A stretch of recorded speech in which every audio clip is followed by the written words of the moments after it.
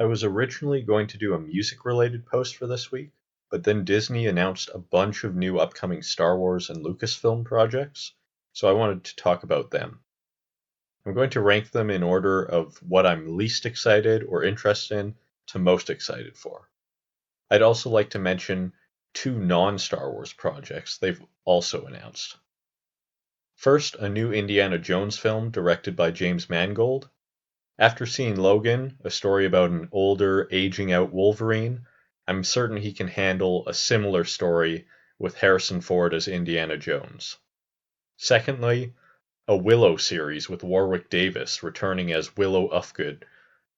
Not exactly sure how that's going to go, but it should be fun at the very least. The Bad Batch. Based off characters from Season 7 of the Clone Wars, this looks to be an animated series aimed at a younger audience. In the Clone Wars, I thought the Bad Batch were an interesting idea to have a group of clones that were genetically altered to have certain advantages for Spec Ops missions. The writing for them, however, clearly showed that they were designed for children and probably to sell action figures of the individual members of the Bad Batch. So not really that I think this will be bad, just not really made for me. A droid story. This could probably be interchangeable with the Bad Batch, and for the same reason. I think this will be aimed at children, as most of the droid-centered stories tend to be. I only rank this one higher because we don't know as much about it yet, so there are more possibilities. I also love R2-D2 and C-3PO, and they're supposed to be appearing in this series. I hope and expect them to have Anthony Daniels voicing C-3PO for the series, so that's a little bit exciting. Rangers of the New Republic. It looks like from The Mandalorian, they are going to attempt to make an intersecting Marvel-esque universe of series. Not much has been said about this one yet, so I'm not really sure what to make of it.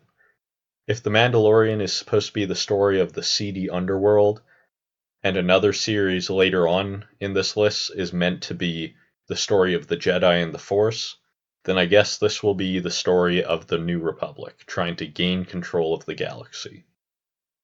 That sounds like the least interesting of the three, to me at least, but it could lead to some cool cameos. Lando. All we have for this one is the name of it, and that it's being created by Justin Simien. I've never seen any of Simien's work, so I can't speak on that. I do love Lando, but we don't know what version of Lando we're going to be getting. My hopes are for Billy D. Williams to portray older Lando, telling over-the-top stories from his youth, where we'll see Donald Glover returning to play young Lando in these stories, and it'll be up to the viewers to decide whether he's exaggerating or making up the stories. But as we know, everything you've heard about him is true. Ahsoka.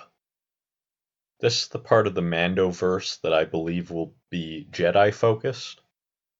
The live-action debut of Ahsoka by Rosario Dawson in The Mandalorian was exactly what it needed to be, and got me excited to see more of her in live action. Dave Filoni, Ahsoka's creator, directed that episode, which I believe was some of the best directing he's ever done, and I'm certain he won't let anyone mishandle his creation. Taika Waititi film. Not much is known about this, just that Taika Waititi is directing a Star Wars film. Despite knowing nothing about it, I'm very excited for it, as I believe Waititi is one of the best current directors in the film industry. He did a great job in the episode of The Mandalorian that he directed, and Thor Ragnarok might be my favorite of the MCU films. I highly recommend checking out the films he's made. They're extremely entertaining. The Acolyte. The reason I'm excited for this series is that it is set in the High Republic era, which is far enough back in time that it won't have anything to do with any of the other films or series that are currently out. The only thing that might cross over to it will be Yoda, who will be at an age that we might get to see him have a midlife crisis. This is awesome as it means endless possibilities.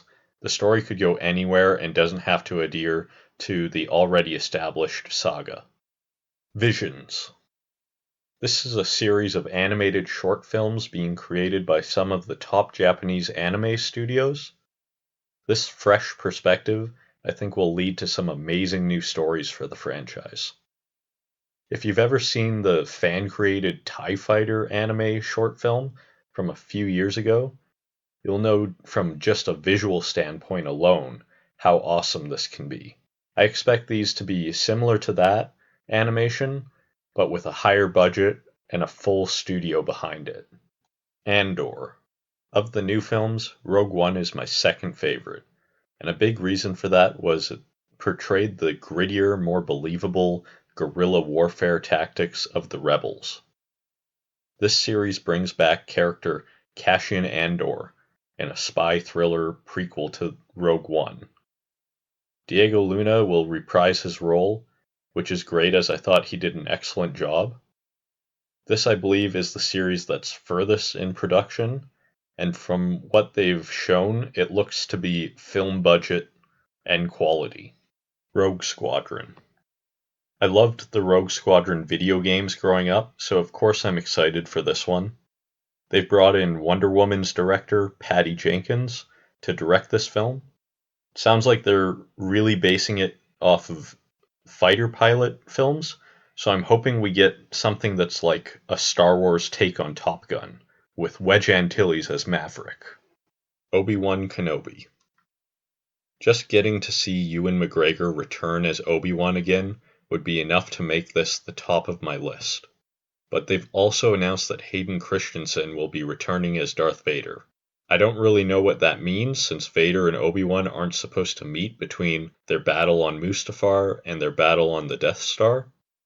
So that could mean that they'll go to some weird places in hallucinations or memories. This series is being helmed by Deborah Chow, who has done some great work directing television series in the last decade. In particular, her episodes from season 1 of The Mandalorian were some of the best.